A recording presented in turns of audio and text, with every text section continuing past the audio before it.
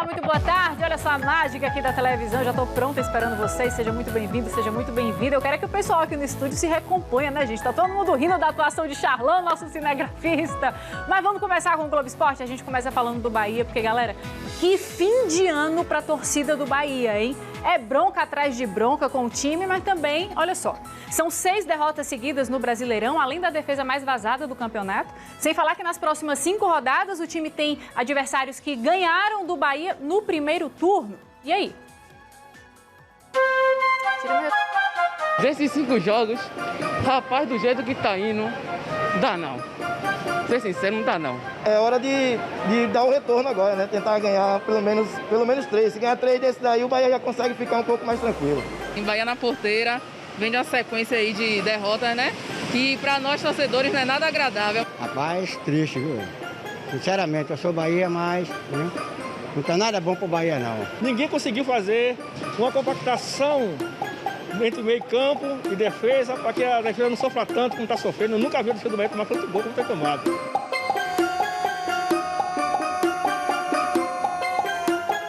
As portas estão se abrindo. Se ele descer, vai ser bem difícil para subir, viu, gente? O Bahia, administrativamente, não tem o que dizer. Mas também, Belitani, para você, Belitani, você tem que saber que Bahia é time de futebol. Eu estou realmente preocupado, mas espero que Dado Cavalcante consiga dar um jeitinho ali para poder melhorar a situação e que o Bahia não caia, que é isso que... Hoje, se o Bahia não cair, já é lucro. Esperamos que o ano vire e vire também o jogo pra eles aí, né? E olha quem tá de volta aqui comigo, voltando Fim das da linha, férias. fim de férias, Mari. Seja bem-vindo de volta, Guga. Boa tarde. Obrigado, Globo Esporte. Boa tarde. Agora vamos falar dessa torcida aí que tá otimista, esperando pelo menos que o time não repita o que fez no primeiro turno, né? Faz o quê pra isso, Gustavo? Exatamente. Eu separei aqui alguns times, né, que o Bahia vai enfrentar: Atlético Paranaense, Atlético Goianiense, Grêmio, Corinthians. Tem o Vasco, que também tá aqui numa situação complicada. A gente vê que são perfis completamente diferentes, né? A gente tem o Corinthians com 3 vitórias seguidas, um Grêmio que não perde há mais de 10 jogos, né, contando todos os jogos do Campeonato Brasileiro. Um Atlético Paranaense que faz uma campanha de meio de tabela, com muitos altos e baixos. Um Atlético Goianiense que também faz esse tipo de campanha. Só que aí eu destaco o seguinte: como mandante, o Atlético Goianiense vai muito mal. Ele é o 3º pior mandante. E esse jogo é lá em Goiânia, então... Pode ser uma vantagem aí. Pode ser uma vantagem para o Bahia. A gente vê que tem uma campanha de meio de tabela. Não é nem muito distante do número de pontos do Bahia. São 6 pontos apenas. Por fim, o Vasco. Por que eu deixei para destacar o Vasco por último?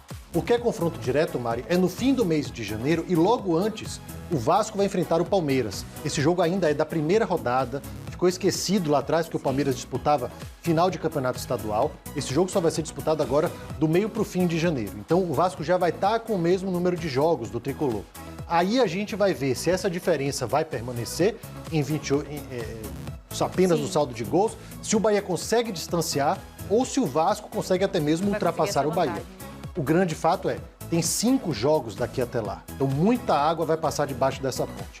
Fato o caminho do Bahia é complicado e tortuoso. Vai ter que ser, muito foco nessa reta final. Fim de ano diferente, hein, Guga? E começo de ano também diferente, né? Pois é, já você volta para falar do Vitória, que também tem desafio aí pela frente. Mas, já que o Gustavo falou do Grêmio, né, que é adversário do Bahia, tem jogão hoje à noite aqui na tela da Rede Bahia, gente. São Paulo e Grêmio, partida de volta da semifinal pela Copa do Brasil, uma disputa dos 2 principais artilheiros do país.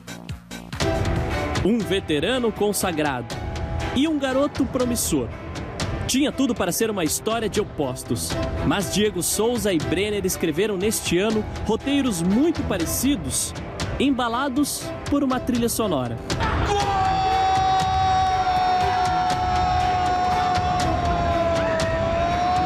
Podemos destacar alguns números, como 15 anos, a diferença de idade entre os 2 artilheiros. Mas o número mais importante é 22, a quantidade de gols que cada um fez nessa temporada. Os 2 chegam hoje, no penúltimo dia do ano, empatados como artilheiros do futebol brasileiro em 2020. Só que pouca gente esperava isso deles. Pedi até para não ir para jogos, pedi para ficar só em casa. Ia treinar pensando para onde que eu ia depois. Não queria jogar mais bola, não. Esse é o Brenner falando sobre o ano passado. O garoto surgiu badalado no São Paulo em 2017, mas teve instabilidades. Em 2019 foi emprestado ao Fluminense e mal entrou em campo. Jogou 6 partidas e não marcou nenhum gol. No ano passado, Diego Souza também saiu do São Paulo e foi para um clube carioca. Pelo Botafogo, fez uma temporada abaixo da média, com apenas 9 gols em 41 jogos. Para que as duas histórias ficassem bem parecidas, 2 personagens são importantes: os treinadores Renato e Fernando Diniz, os responsáveis por retomarem a confiança de Diego e Brenner neste ano de 2020. A relação de Brenner com Diniz começou no Fluminense no ano passado. Quando chegou ao São Paulo, o treinador pediu a volta do jogador. Ia lá, eu recebi a notícia que o professor Diniz me queria para 2020, que ele contava comigo. Aquele dia ali, a bateria foi recarregada 100%. Aí a vantagem de você ter o Fernando Diniz como treinador. Um treinador que, além do aspecto técnico e tático, trabalha muito o mental do atleta, né? Essa imagem chamou a atenção quando o Diniz chamou o Brenner para entrar no jogo contra o Corinthians no Campeonato Brasileiro. Apostando pra você, um ano apostando em você sozinho. Então você aposta, agora entra nessa p***, decide você é bom.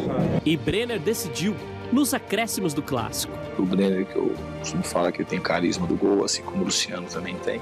Agora mais coincidências, porque Diego conheceu Renato também no Fluminense, em 2003.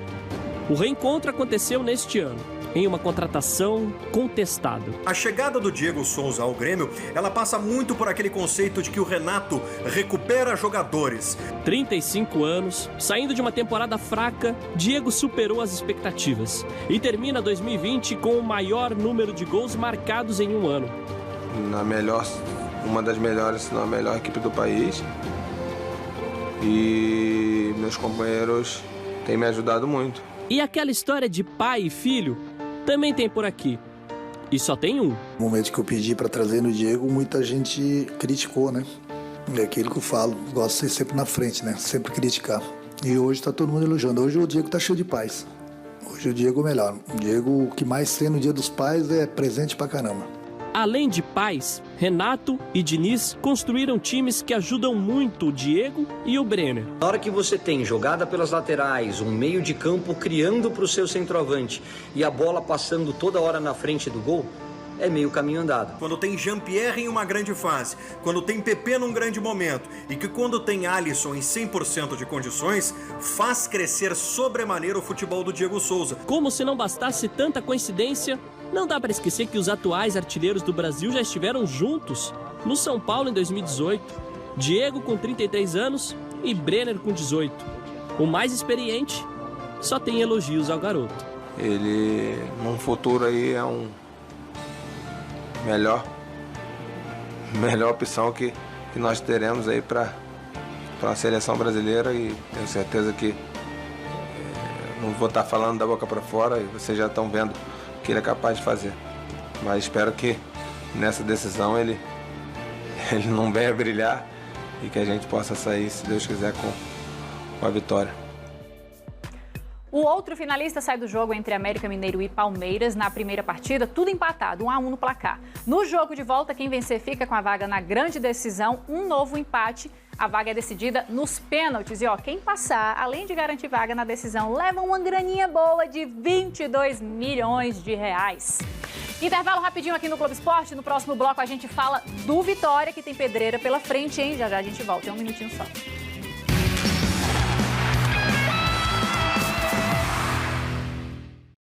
Já é de volta para falar de Série B agora. Ontem, o Cruzeiro empatou com o Cuiabá no Mineirão por 0-0 e confirmou a permanência do Clube Mineiro na Série B em 2021. Já o CRB deu um passo importante aí para se livrar do risco de rebaixamento, venceu o Avaí lá na ressacada por 1-0 e chegou a 40 pontos. Vamos ver o gol, gente? Olha só, aos 41 do segundo tempo, Lucão marcou o único gol da partida e na jogada ensaiada aí cabeceou, vocês viram, né? Para o meio da área. Lucão bate de primeira para poder fazer o único gol do jogo, garantindo um resultado importantíssimo aí para o time. E já que a gente está falando de gol, já que a gente está falando de Série B, Gustavo Castellucci está de volta. E o CRB deu uma subidinha, viu, Mari? Pois é, e pode até atrapalhar um pouquinho a vida do Vitória, né? Deixa eu selecionar ele aqui, ó, o Vitória também, o Náutico, que é o primeiro time da zona. O CRB tinha 39, tinha 37, já estava à frente do Vitória, né? Mas aí chegou aos 40, dá aquela distanciada, são 4 pontos, mas lembro que o jogo do CRB, o CRB Jogo agora já pela 32ª rodada, assim como o Cruzeiro, que acabou empatando por 0-0 e não tem mais chances de subir para a primeira divisão. Guga, continuando falando aqui de Série B, vamos chamar o VT do Vitória, né? Vamos mostrar a reportagem aqui, porque o Vitória, gente, vai começar o ano aí lidando contra um número incômodo, né? O risco de rebaixamento atualmente é de 35%, por isso começar 2021 vencendo o Operário é a única meta, né, Gustavo, possível, mas o problema é que quando a gente alcança uma meta... Tem outra. E depois? Outra. Pois é, e aí vem essa sequência complicada até o fim da Série B, né? Nesta final de Série B, o Vitória tem mais jogos fora do que dentro de casa. Em Salvador, os adversários são Operário, Chapecoense e Botafogo de Ribeirão Preto. Longe do Barradão, América Mineiro, Avaí, Guarani e Brasil de Pelotas. Isso não é uma boa notícia para um time que está entre os piores visitantes do campeonato, com apenas uma vitória. E para complicar ainda mais, desses 7 jogos que restam, 5 são contra times que estão na primeira metade da tabela. Pelo que eu tô vendo, vai ser mais difícil, cara. Pelo que eu tô vendo. Mas estamos aí, né? Vamos torcer que tudo dê certo, que ele ganhe, né? É difícil que o futebol do Sul ele é muito forte. No primeiro turno, o Vitória não derrotou nenhum desses 7 adversários. Dos 21 pontos disputados, conquistou apenas 4. Empatou com o Operário, Chapecoense, Guarani e Brasil de Pelotas. Perdeu para América Mineiro, Avaí e Botafogo de Ribeirão Preto. Rapaz, o time tá péssimo, né? Eu acredito que, pelo que eu tô vendo aí, na Série C não vai não, mas continua na B. Uma sequência difícil no momento em que o time precisa somar pontos. O rubro-negro é o 15º na tabela, apenas 1 ponto à frente da zona do rebaixamento. De acordo com o site Infobola do matemático Tristão Garcia, o risco de queda do Vitória é de 35%. Se ele desempenhar um bom futebol, eu acho que ele não cai para a Série C. Porque os que vêm atrás também vêm tropeçando. A sorte dela é essa. Para que presente melhor, né? Que começar o ano novo com o time permanecendo, pelo menos, né? Não caindo, né? Reta final de campeonato e para o time permanecer só apelando para a matemática mesmo, né, Gustavo? E eu gosto sempre de lembrar, Mari, que o que eu falo hoje, amanhã já pode ter mudado. A cada rodada a matemática muda. A cada jogo, a cada rodada, esses números eles vão mudando, vão flutuando. Então Mas hoje, Guga, nesse momento, de 21 pontos a serem disputados, o Vitória tem que conquistar 12. Para permanecer na Série B. Isso, sem depender de nada, nem de ninguém. Então, conquistar 12 pontos de 21, vencer 4 das 7 partidas, né? Um aproveitamento de 57% nesses jogos, que seria o equivalente a um aproveitamento de G3, no máximo G4. Mas exatamente, comparado com quem está ali o América Mineiro tem um aproveitamento parecido, o Juventude tem um aproveitamento parecido com esse, o próprio Cuiabá em todo o campeonato. Então, nesse mini campeonato de 7 jogos, o Vitória precisaria ser formidável, né? Fabuloso, vencendo 4 jogos. Gustavo, é igual estudante, né? Quando tá precisando de nota no final do ano, tem que dar um gás ali no estudo para poder conseguir. Pois é, só que aí consegue um pontinho no teste, facilita na prova, se dá mal. Aí na outra unidade, estuda pro teste, vacila na prova. Enfim, Vitória foi tendo esses altos e baixos de teste e prova ao longo de toda a temporada e agora chega na prova final precisando de todos esses pontos aí. E não tem professor bonzinho para ajudar não. Pois é, e ainda depende do resultado dos outros, né? Porque não é só o Vitória que está tentando permanecer na Série B, ainda tem mais gente. Náutico, por exemplo, 35 pontos, venceu os últimos 4 jogos. Então faz uma campanha recente muito boa, melhor do que a do Vitória. Perdão, o Náutico tem 5 jogos que não perde. O Vitória nos últimos 6 jogos não conseguiu vencer 5. Então veja como o perfil recente é bem diferente desses dois times. Figueirense também está brigando. 2021 tem que ser mudança geral e completa para quem sabe com o Rodrigo Chagas, que fez um bom trabalho enquanto esteve no comando, Vitória consiga dar essa respirada e se salvar com rodadas de antecedência. Ninguém quer chegar no fim de fevereiro lá de dedo cruzado, fazendo oração, fazendo reza, o que seja preciso para o time. E a gente quer noticiar da melhor forma aqui também, né? Para poder trazer alegria para a torcida que acompanha a gente todos os dias aqui. Tem um 2021 mais tranquilo, né? Pois é, dentro e fora de campo. Globo Esporte está ficando por aqui. Nossa semana está só começando, né, Guga? A gente voltando aí de férias, eu voltando do meu folgão. Pois é. Amanhã a gente está de volta, viu, gente? 1 da tarde aqui no Globo Esporte. Super beijo, tchau, Guga. Vamos?